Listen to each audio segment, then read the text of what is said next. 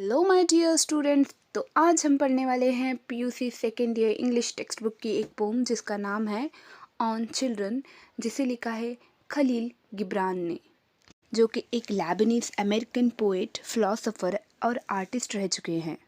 खलील गिब्रान की एक बहुत ही फेमस बुक है जिसका नाम है द प्रॉफिट। उस बुक में खलील गिब्रान ने इस पोम को लिखा था जिसे हम अब पढ़ने जा रहे हैं। पोम को पढ़ने से पहले चलिए इसका बैकग्राउंड समझते हैं। एक औरत होती है जिसका नाम अलमित्रा होता है। वो एक बहुत ही स्पिरिचुअल वाइज वुमेन होती है।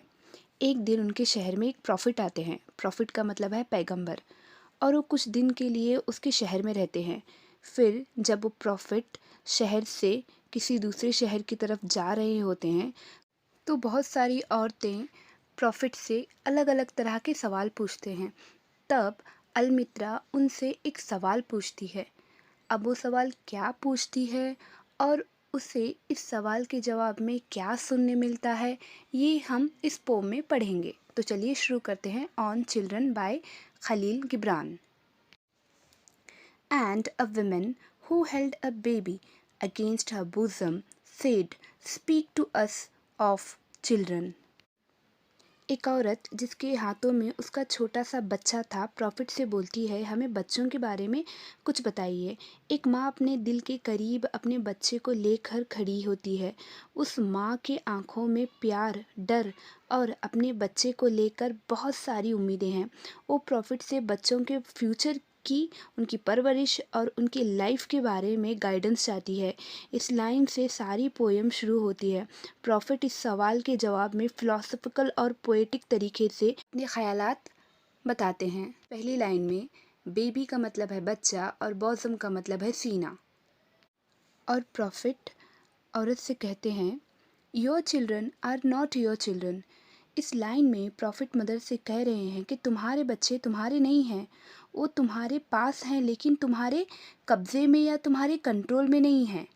They are the sons and the daughters of the lives longing for itself. इस लाइन में प्रॉफिट मदर से ये कह रहे हैं कि ज़िंदगी ने खुद को ज़िंदा रखने के लिए तुम्हारे बच्चों को पैदा किया है। माँ बाप सिर्फ एक ज़रिया होते हैं जिनसे बच्चे इस दुनिया में आते हैं। तुम्हारा बेटा या फिर बेटी हो, उनकी खुद की अपनी एक ज़िंदगी है जिसके लिए वो पैदा हुए हैं।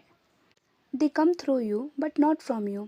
इस लाइन में प्रॉफिट मदर से ये कह रहे हैं कि भले ही बच्चों को माँ बाप पैदा करते हैं, जिस्मानी तौर पर बच्चे माँ बाप से पैदा होते हैं, लेकिन उनकी रूह माँ बाप से पैदा नहीं होती। उनकी रूह खुदा देता है। खुदा इस दुनिया में हर एक बच्चे को एक वजह से, एक पर्पस से, एक गोल से पैदा करता है। हर एक बच्चे का अपना एक गोल है इस दुनिया में आने का।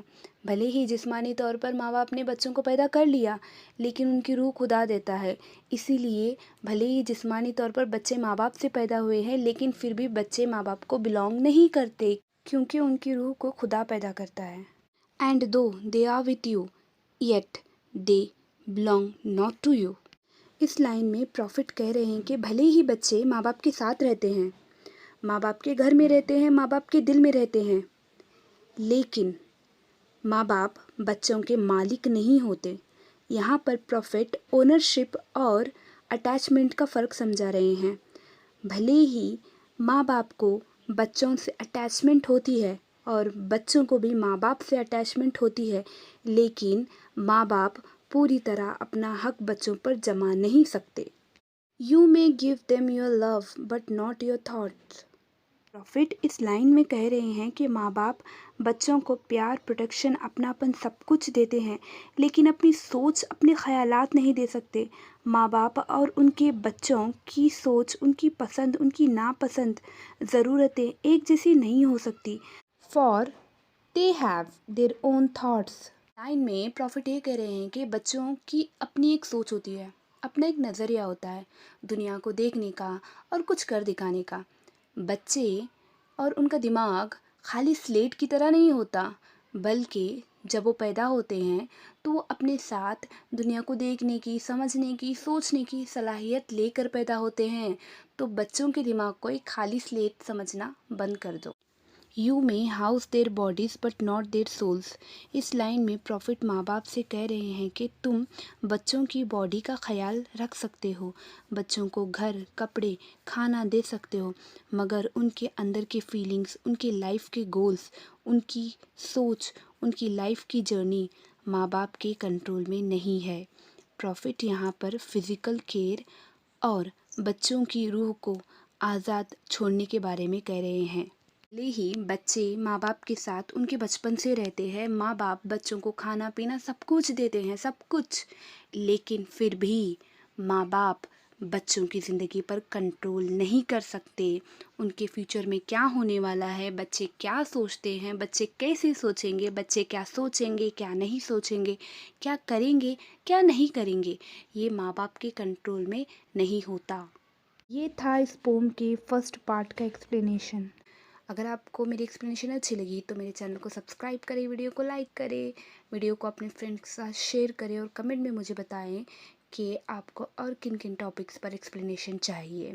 अगर आपको कोई डाउट है तो आप मुझे कमेंट कर सकते हैं या फिर मुझे मेरे इंस्टा पर डायरेक्ट मैसेज भी कर सकते हैं। ये है मेरी इंस्टाग्राम आईडी। Thank you.